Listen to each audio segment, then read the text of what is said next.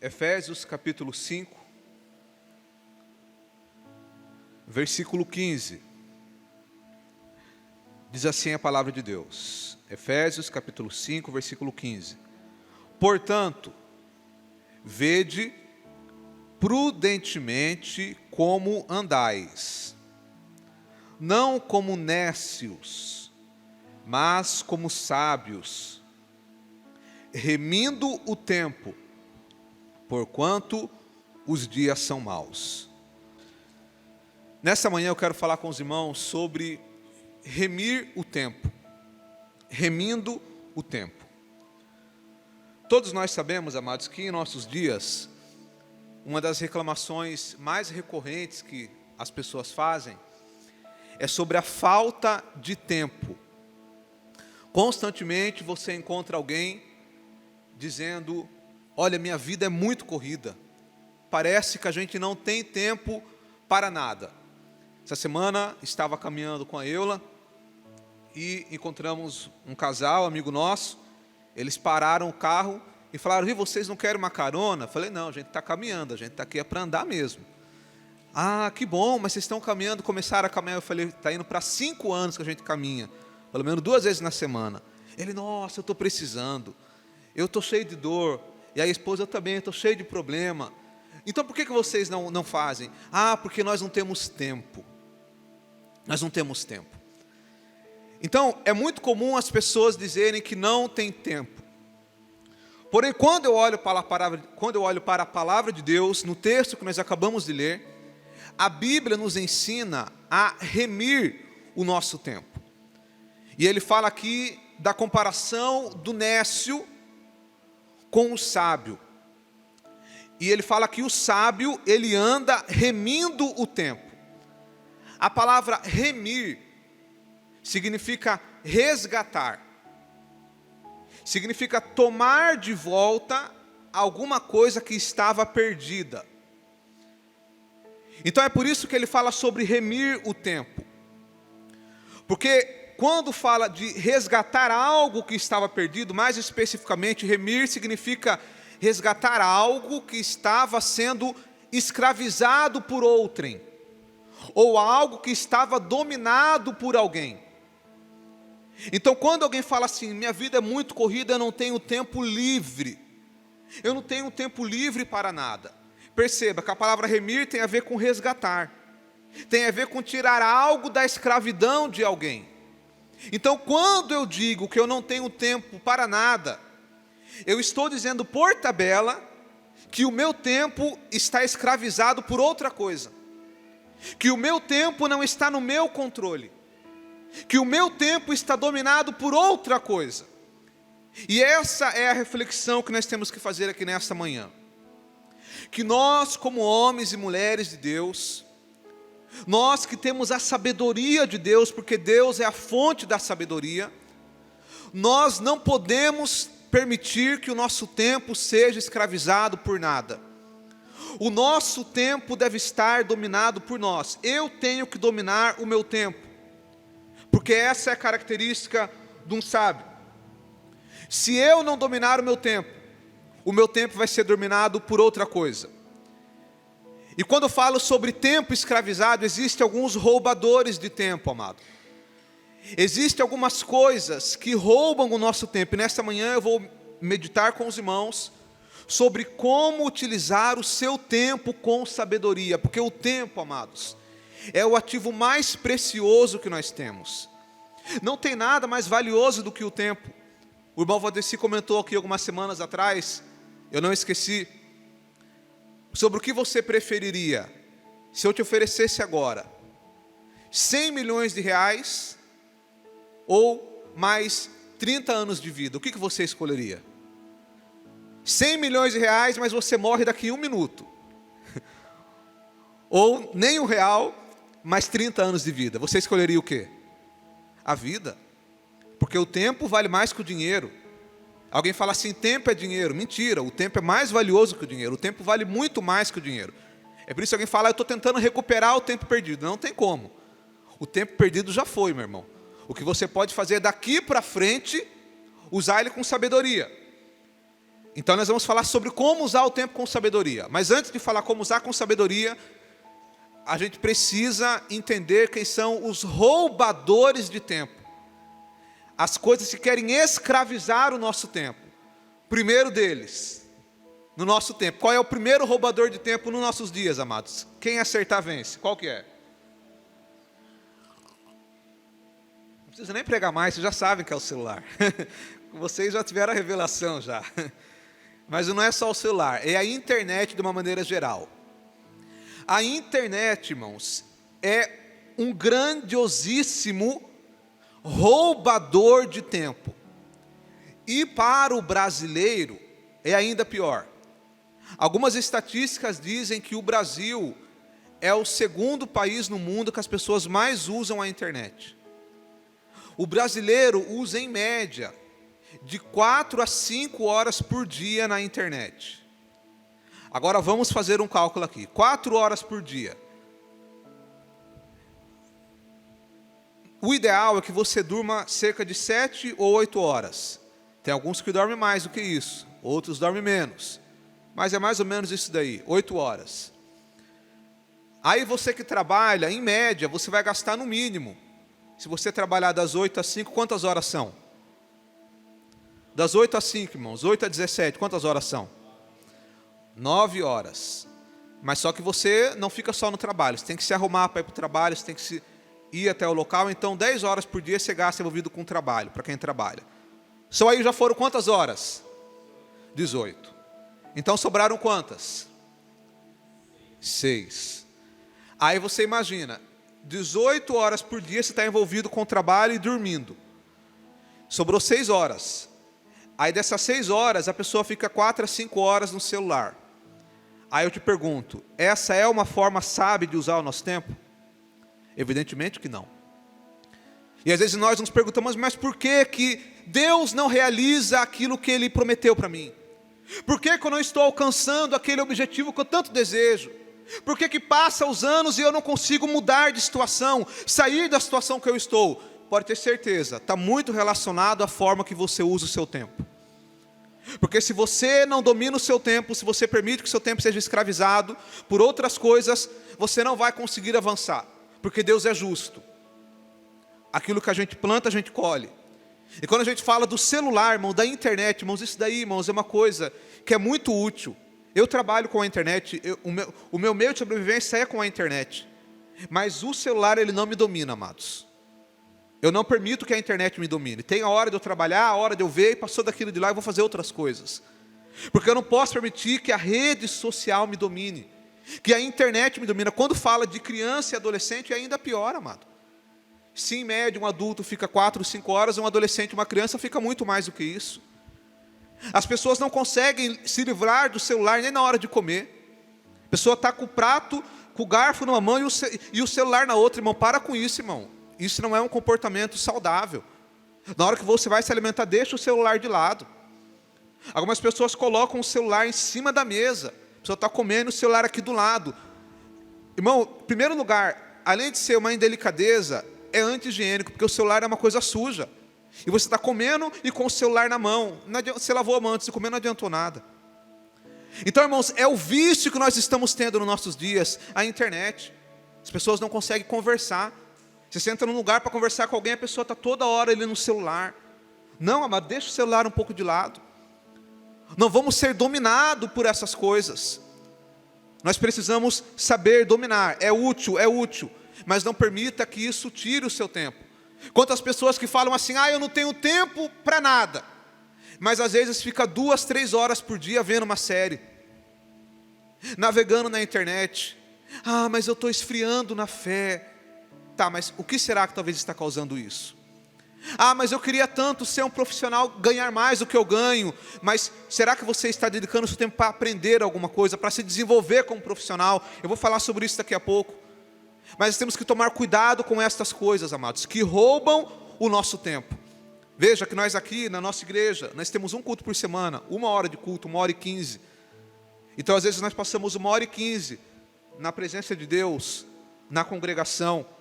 Eu sempre incentivo os irmãos a durante a semana orar, assistir pregações, ver coisas saudáveis, ouvir louvores, ter o seu momento devocional, de oração, porque é isso que vai fazer você ter uma vida espiritual saudável. Mas se durante a semana eu fico escravizado pela internet, dificilmente eu vou conseguir isso. E se você parar para pensar, amados, poucas coisas que a gente vê edificam alguma coisa, agregam alguma coisa. Principalmente hoje que a moda e é o que o algoritmo ele quer, são vídeos rápidos. É aí que piorou, irmão. Seu cérebro vira um mingau. Porque você está lá, vê um vídeo de 10 segundos, vê outro vídeo de 10 segundos. Depois de 1 hora que você passou ali, você viu quantos vídeos? Você viu uns 200. Aí você vai lembrar do que você viu? Você vai lembrar de alguma coisa que você viu ali? Não. O que isso vai acontecer? Isso vai tirar a sua concentração. Quanto mais vídeos curtos você assiste, os vídeos curtos eles têm uma característica. Eles precisam prender a atenção da pessoa. Eles precisam causar um impacto na pessoa. Então, quando você acostuma o seu cérebro a ver vídeos curtos, seja lá do que for, seja de uma pregação, seja de uma coisa engraçada, seja de alguém falando alguma coisa, não importa. Quando você acostuma o seu cérebro a ver esse tipo de vídeo, você está acostumando o seu cérebro a ter picos de dopamina. Então, você dificilmente, e eu já falei isso aqui, mas eu falo várias vezes, que é para não esquecer. Você dificilmente, quando você acostuma o seu cérebro a esse tipo de conteúdo, você vai ter paciência para sentar e ler a Bíblia. Você não vai conseguir. Sentar, vou ler a Bíblia. Vou sentar e vou ler um livro. Não vai conseguir. Vou sentar e vou ter uma conversa calma com alguém. Não vai conseguir. Porque o seu cérebro está viciado em ter picos de dopamina. Você dificilmente vai ter paciência para falar, eu vou pegar e vou fazer uma comida aqui com calma. Não vai ter paciência. Você vai querer tudo rápido, tudo de uma hora para outra. Por quê? O cérebro está viciado. Então nós precisamos tomar cuidado com as redes sociais, com a internet. É o primeiro ladrão de tempo. O segundo ladrão que rouba o nosso tempo é o trabalho em excesso. O trabalho é importante, nós vamos falar daqui a pouco. Mas se eu não tiver o equilíbrio, o trabalho também rouba o meu tempo, que eu poderia estar dedicando em outras coisas. Nós temos que saber para quem bate cartão na empresa. Você que entra lá, eu entro 8 horas da manhã, deu 5 horas eu vou embora, ótimo. Mas para pessoas que assim como eu não têm um horário fixo, eu faço o meu horário, eu tenho que ter prudência. Porque se você não tomar cuidado, você trabalha o dia inteiro. E você se torna escravo do trabalho. E o outro ladrão de tempo é a ansiedade. A ansiedade e a preocupação. Veja, preocupação. Pré-ocupação. Quando você fica preocupado, ansioso, isso rouba o seu tempo. Já reparou quando a gente está ansioso, a gente não come muito bem? Que nem criança. Ontem, sexta-feira, a Laurinha estava em casa. E ontem ela ia no aniversário. E aí, deu a hora de jantar. Ela sentou na frente do prato. Estou sem fome. Eu já sabia o que era. 1 minuto depois, será que vai estar sol amanhã? Ela estava preocupada se ia ter o sol para ir na piscina. Ou seja, a criança ela é assim. Ela fica tão ansiosa que ela perde até a fome. Ou quando você vai fazer uma viagem no dia seguinte. Às vezes você nem dorme no dia anterior. Ansiedade. A preocupação é pré-ocupação. Você fica ocupado antes da hora. Quando você fica ansioso, você não consegue realizar nada. Quando você fica ansioso, você não consegue sentar para ler alguma coisa, para aprender alguma coisa. Você não consegue tirar um momento de oração. Você dobra o seu joelho para orar. Tudo bem, se for na oração até vai, porque daí você joga a sua ansiedade nos pés do Senhor, até vai. Mas tem alguns que ficam tão ansiosos que nem conseguem orar. Não, então a gente não pode permitir que a ansiedade, a preocupação roube o nosso tempo. Então esses são alguns ladrões de tempo. Agora, como que eu posso usar o meu tempo com sabedoria? Vou falar 3 passos aqui nesta manhã, de forma bem objetiva. O primeiro passo para você usar o seu tempo com sabedoria é estabelecer prioridades. Repita comigo, prioridades. Prioridades. Se você não tem prioridade, você é escravo. A pessoa que ele não estabelece prioridades na vida dele, ele vai ser escravo de qualquer coisa que surgir. Então, temos que estabelecer prioridades.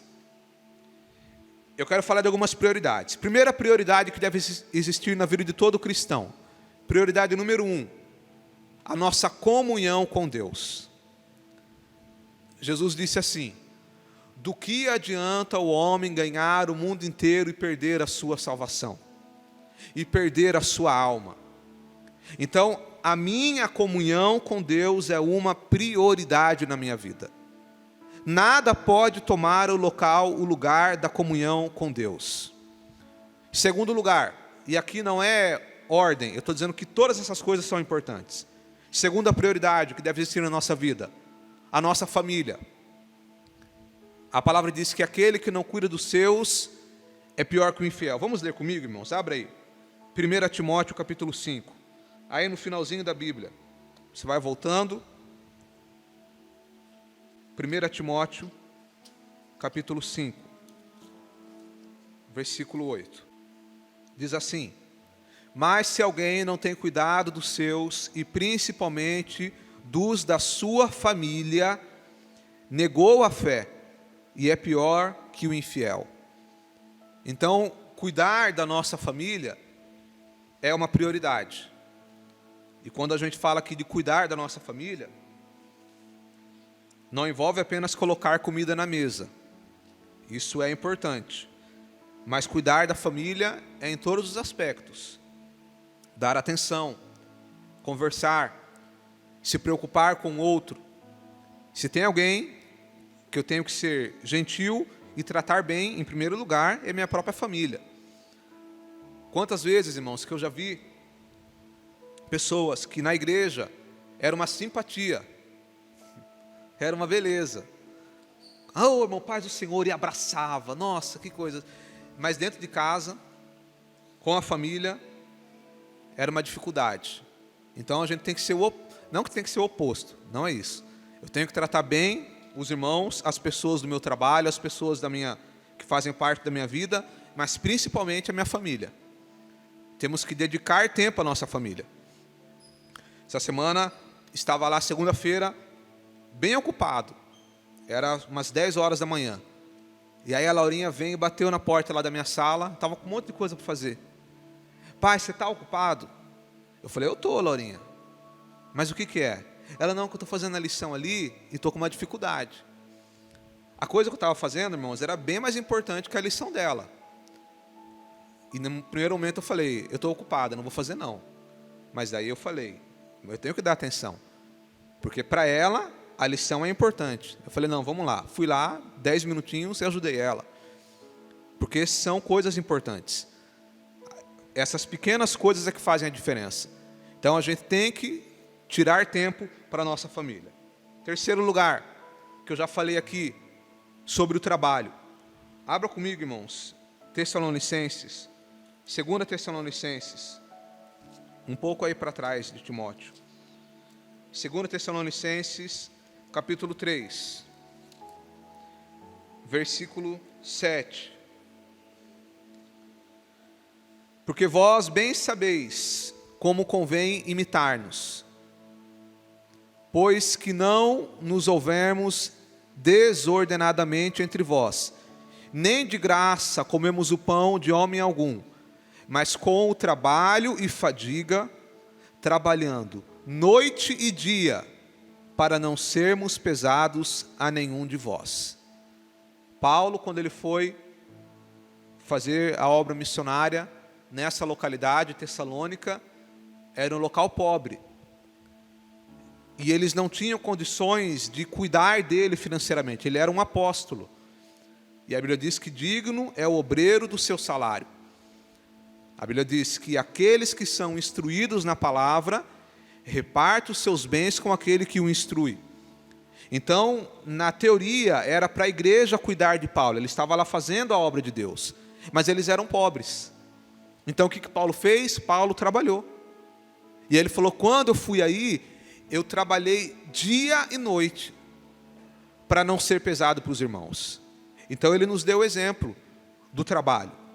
Nós temos que trabalhar, faz parte da vida, faz parte das obrigações que nós temos que fazer, seja o trabalho formal, quando você vai trabalhar numa empresa prestando um serviço, ou até mesmo dentro da casa. A mulher que cuida da casa é um trabalho. Já falei isso e sempre falo. A mulher que tenta cuidar da casa é um trabalho. E se você falar que não é, eu quero que você faça uma faxina na sua casa um dia inteiro, depois você vem falar comigo se não é. Mas é uma faxina bem feita. Não é limpar só onde o padre passa, não. É limpar bem limpado. Eu quero ver você limpar, lavar a roupa, limpar a casa, e depois você falar, isso aqui não é um trabalho. É um trabalho, irmão. Faz parte da vida. Então, tem um tempo também para isso. Outra prioridade importante, irmãos, que você tem que ter tempo para isso. A nossa saúde. Vamos ler comigo, 1 Coríntios, capítulo 6. Nós estamos falando de coisas que devem ser prioridade na nossa vida. 1 Coríntios, capítulo 6, versículo 19. 1 Coríntios 6, 19 diz assim: ou não sabeis que o nosso corpo é o templo do Espírito Santo, que habita em vós, proveniente de Deus, e que não sois de vós mesmos? Então, o nosso corpo, o corpo físico, ele é templo e morada do Espírito de Deus.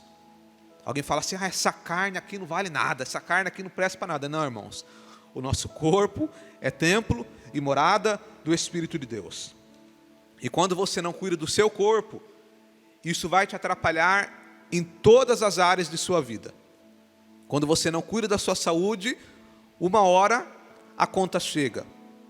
E nós temos que cuidar. Então, como que eu cuido da minha saúde física? Isso deve ser prioridade. Tem pessoa que às vezes ele coloca um monte de prioridade, trabalha em excesso e não cuida do corpo, não cuida da saúde. E às vezes a conta chega.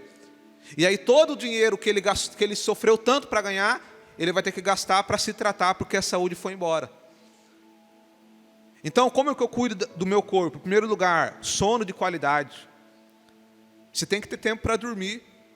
Tem pessoa que dorme tarde demais e acorda cedo demais. Vai dormir 1h da manhã e acorda 7 horas, acorda 6 horas da manhã. E ainda se gaba. Eu sou assim, eu durmo um pouquinho e vou que vou. Então, 1h a conta chega. Porque o sono é a bateria do nosso corpo. Tem que dormir. Tem que ter sono de qualidade. A Bíblia diz o quê? Deitei e dormi, porque o Senhor me sustentou. Segundo lugar, a alimentação. A Bíblia fala da glutonaria, que é pecado. A bebedice, pessoa que come em excesso e não tem controle. Inclusive é um fruto do Espírito. O domínio próprio. Eu tenho que ter domínio próprio. De saber comer e a hora de parar. De saber dizer não para alguma coisa. Quando a gente vai na padaria, irmãos, é uma tentação. Você está com o dinheiro no bolso, você vai na padaria, é doce, é bolo, é não sei o quê. Mas você tem que ter o controle, porque se toda hora que a gente for lá, se pegar alguma coisa e desandar, a sua alimentação vai... A alimentação é importante. Saber comer a quantidade necessária. Não comer coisas... Eu já conheci pessoa, irmão, que toda vez que ia comer, tomava 1 litro de Coca-Cola, meu Deus do céu. Ia almoçar, descia lá no bar, pegava a Coca, 1 litro de Coca e tomava. Ia jantar, 1 litro de Coca-Cola. E aí o que acontece ao longo do tempo? Não é a Coca-Cola zero, não, é a Coca-Cola mesmo raiz, cheia de açúcar, metade é açúcar. Então nós temos que ter domínio. Outra coisa importante, atividade física. Tem que fazer parte do nosso dia, se possível. Você tem que tirar algum tempinho, pelo menos para andar, para fazer uma caminhada. Isso faz bem para a saúde. Tempo atrás eu estava com um problema de tendinite na mão. E aí eu fui na ortopedista, é isso, né? Que mexe com mão, é isso, irmãos? Sim ou não, irmãos? Sim. Aí ela falou, você precisa fazer exercício físico. E eu não fazia. Eu falei, não tem outra coisa? Ela, não, tem outra coisa. Ela falou bem assim, irmão, apanhei de graça, mereci. Eu estava com problema de dedo em gatilho, esse dedo meu ficava parado e não se mexia. Eu falei, não, sem esse exercício, tem alguma outra coisa? Ela tem, cirurgia. Você quer cirurgia? Eu falei, não, vou fazer exercício. Aí tive que começar, senão eu ia entrar na faca. Então, tem que fazer parte, irmão. Você tem que arrumar um tempo para fazer alguma coisa. Ah, mas eu não tenho tempo para nada. Então, tá bom, daqui a algum tempo você vai ter tempo para ir lá no médico. Tem que arrumar tempo. Então, cuidar da saúde. E em quinto lugar, algo que deve ser prioridade para nós, é o descanso. Que eu já falei anteriormente sobre o sono. Mas não é apenas o sono, é saber descansar. Saber desfrutar depois do trabalho, no final de semana. O descanso também é importante. Vamos ler comigo Gênesis capítulo de número 2.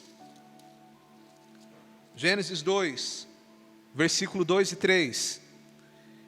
E havendo Deus acabado no dia sétimo a sua obra que tinha feito, descansou no sétimo dia de toda a sua obra que tinha feito. Descansou no sétimo dia. Aí eu te pergunto, Deus ele se cansa? Deus ele não cansa, mas ele descansou justamente para mostrar para nós o princípio do descanso, que nós temos que descansar. Porque o descanso ele tem dois propósitos. O descanso tem quantos propósitos, amados? Por que o descanso tem dois propósitos? O primeiro propósito do descanso é renovar as nossas forças. Você trabalhou a semana inteira e aí você tira ali o final de semana para descansar, renovar as suas forças. É até por isso que nós colocamos o culto de manhã. Foi um dos motivos. A gente vem e participa do culto, depois aqui você está livre. Fica com o seu domingo livre para você descansar. Quando chegar à noite você dormir um pouco mais cedo. E amanhã você acordar em alto rendimento, alta performance. Porque você descansou no seu final de semana. Eu já vivi fases que era o contrário. Saía da igreja 10 horas da noite e ia dormir meia-noite. Então, o primeiro propósito do descanso é renovar as forças. Segundo propósito do descanso é desfrutar do fruto do nosso trabalho. Quando Deus criou o mundo em 6 dias, no sétimo dia Ele descansou. Não para renovar as suas forças, porque Deus ele não se cansa, mas também para ver a obra da criação. Para Ele ver aquilo que Ele tinha feito. Então nós também, eu trabalhei, eu vou desfrutar do fruto do meu trabalho. Consegui aqui um dinheiro, então eu vou pegar aqui R$30, vou comprar ali meio quilo de frango, meio quilo de linguiça, vou fazer um churrasquinho. Vou desfrutar do meu trabalho, eu tenho que desfrutar. Porque se eu só trabalho, eu não vou desfrutar.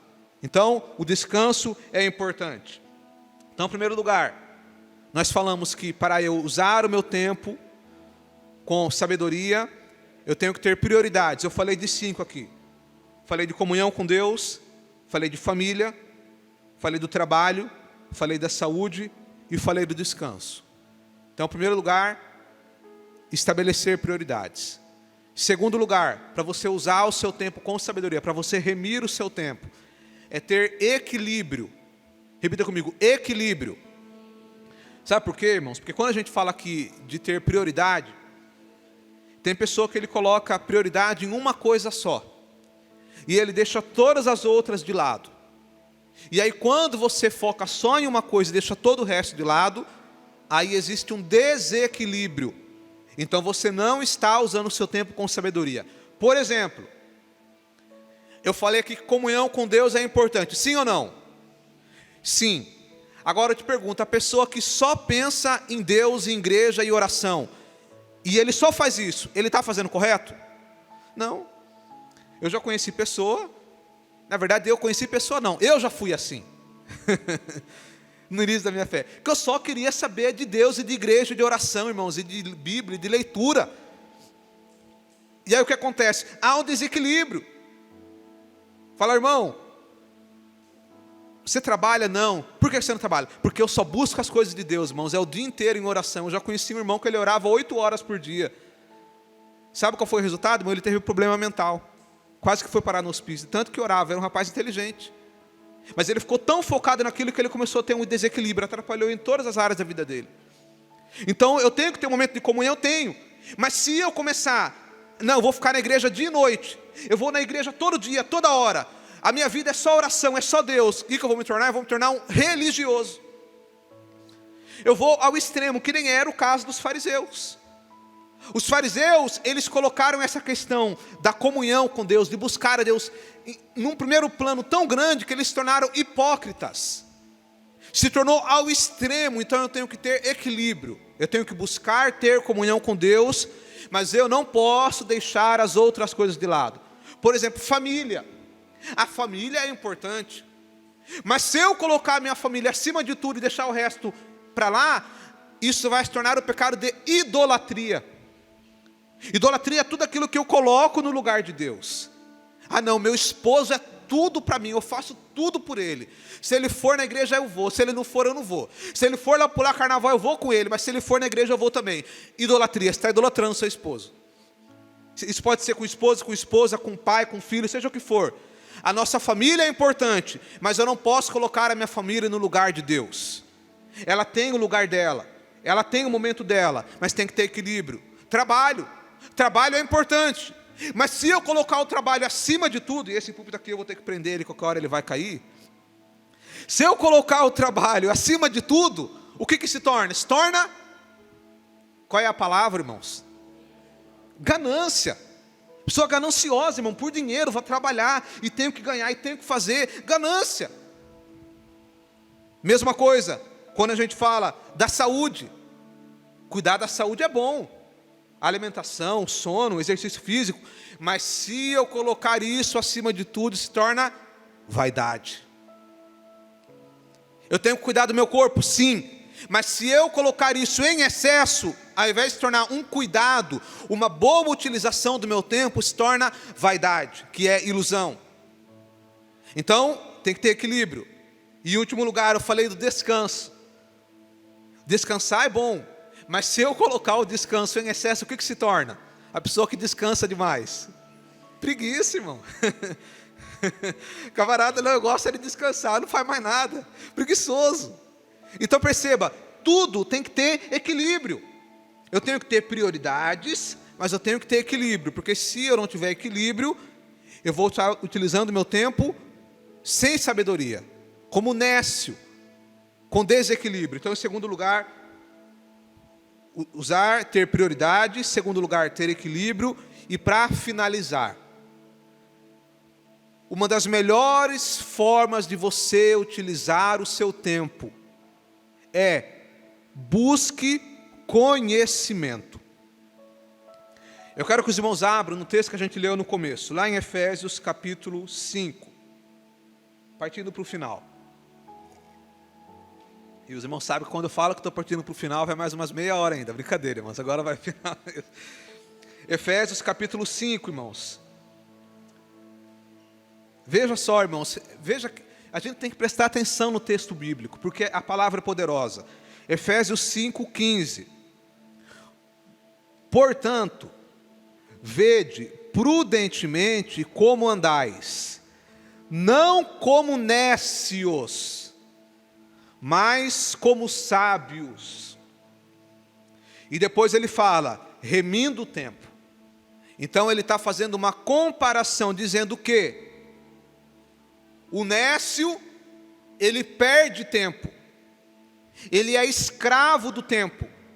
O tempo do nécio é escravizado. Agora, o sábio, ele domina o tempo. Agora eu te pergunto, o que é alguém nécio?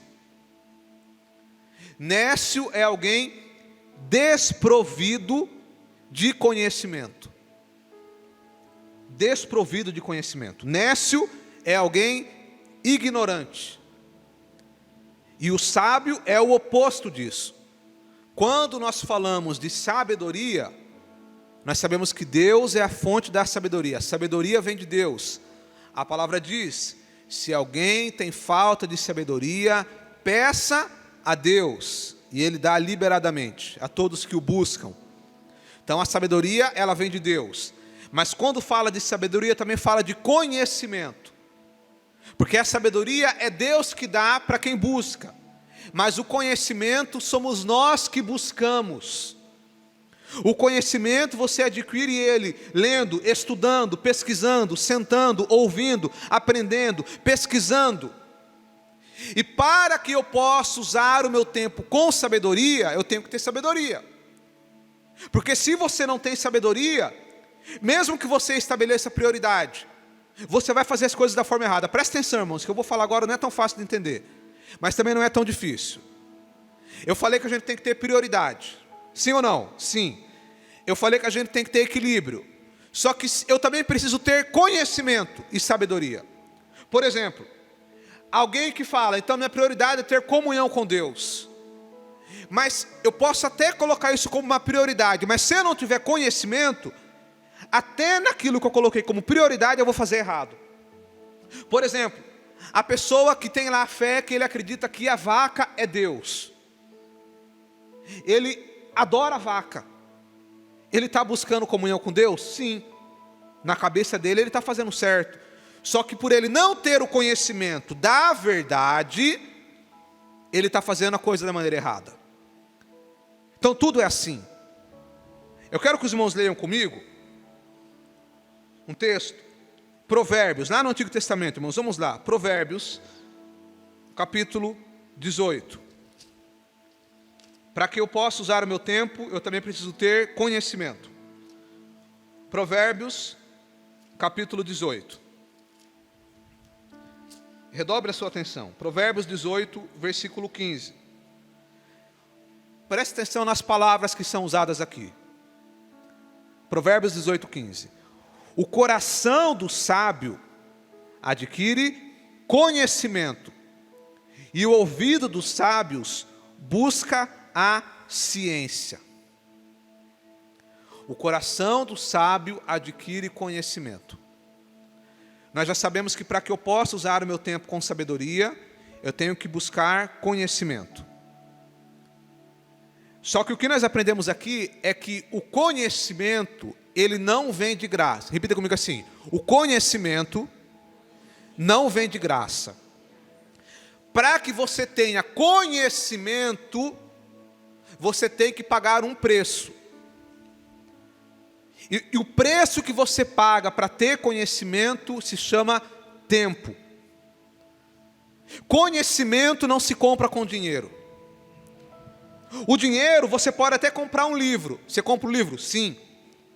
Com o dinheiro você pode comprar um curso. Com o dinheiro você pode pagar a mensalidade da faculdade.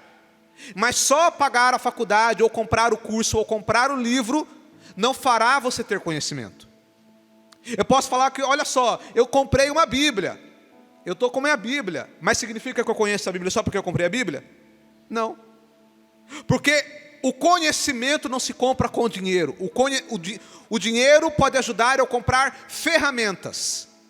Mas o conhecimento, a moeda que usa para comprar ele, se chama tempo. Para que eu tenha conhecimento, eu tenho que dedicar tempo. Eu posso comprar um livro com o dinheiro, mas eu só vou aprender o que está no livro se eu dedicar tempo para ler o livro. Eu posso comprar um curso, mas eu só vou dominar o assunto do curso se eu sentar para estudar o curso, para aprender o curso. Mesma coisa em qualquer área de nossa vida. Então é por isso, irmãos, que isso aqui é tremendo, que ele diz aqui: o coração do sábio adquire conhecimento. Ele usa a palavra adquire. Ele não usa a palavra, o coração do sábio ganha conhecimento. Não vem de graça. Tem que se dedicar. Agora eu te pergunto, se eu não tenho tempo, como que eu vou adquirir conhecimento? Como que eu vou sentar para aprender alguma coisa? Tem um outro texto interessante também. Provérbios capítulo 4, versículo 7.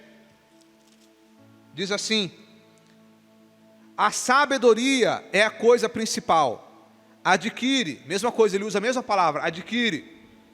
Pois a sabedoria, sim, com tudo o que possuis, adquire conhecimento. Sabe o que ele está falando aqui, irmãos? Em outra tradução, talvez algum de vocês, ele está dizendo: olha, gasta tudo o que você tem para adquirir sabedoria. Porque a sabedoria, o conhecimento, é um dos bens mais preciosos que a gente tem. Você já viu alguém dizer assim: olha, eu posso perder tudo. Ou melhor, uma pessoa que ele era rico, ele perdeu tudo, depois ele conquistou tudo de novo. É a coisa mais comum que você vê. Empresário que ele quebrou, faliu, às vezes 2, 3 vezes, recuperou tudo de novo. Porque ele perdeu o dinheiro, mas ele não perdeu o conhecimento. Ele não perdeu a mente, o empreendedorismo. Então a gente precisa entender que conhecimento se adquire com o tempo. E mais um texto para finalizar, irmãos. Lá no finalzinho, 2 Timóteo. 2 Timóteo, capítulo 4. Versículo 12. Diz assim. Versículo 13. 2 Timóteo 12, versículo 13.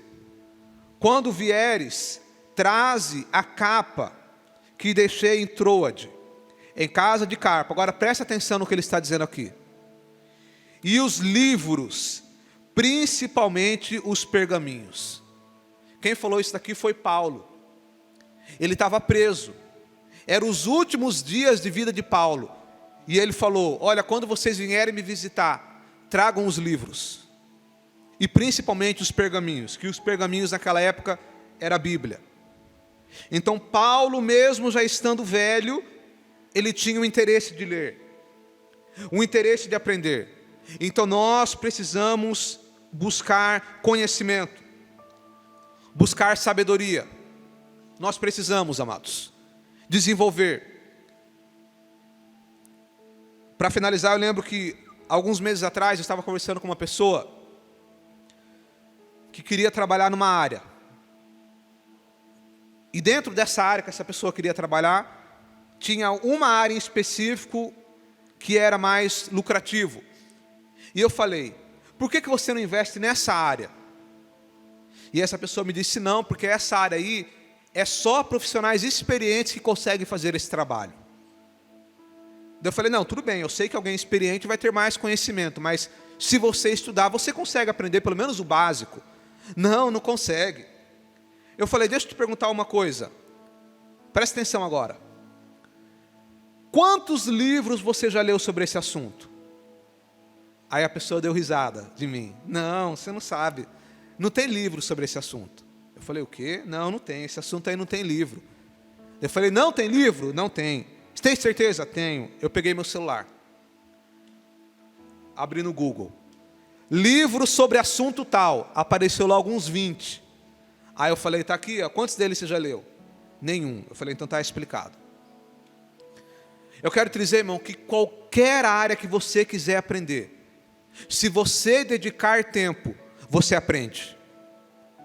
E buscar conhecimento, preste atenção, é uma das melhores formas de você utilizar o seu tempo. Porque o nécio, aquele desprovido de conhecimento, ele desperdiça o seu tempo. Ele é escravizado pelo tempo. Mas o sábio, ele usa o tempo com sabedoria.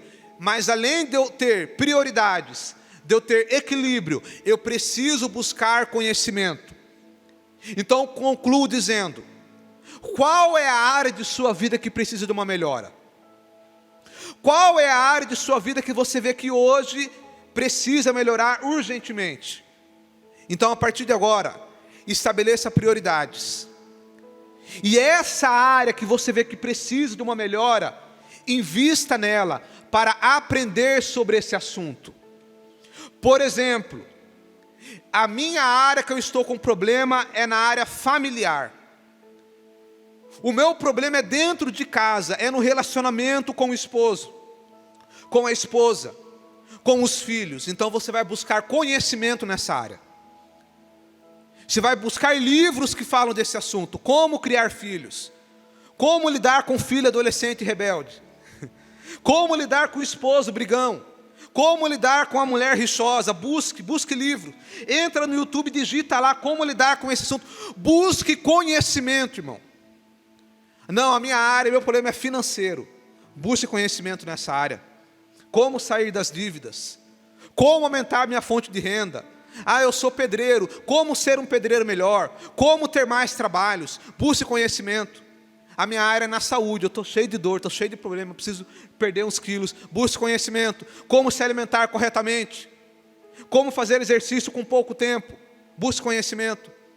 Ah não, a minha área, por meu, é emocional.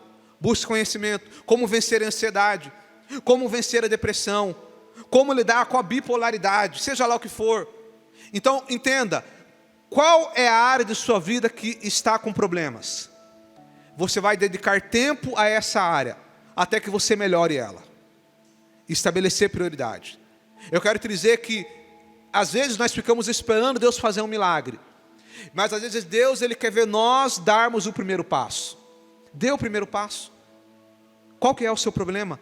Dedique tempo a isso. E eu te asseguro, que se você tomar uma decisão hoje, de dedicar tempo naquilo que é importante para você, até o final do ano, essa área vai ter melhorado 100% no mínimo.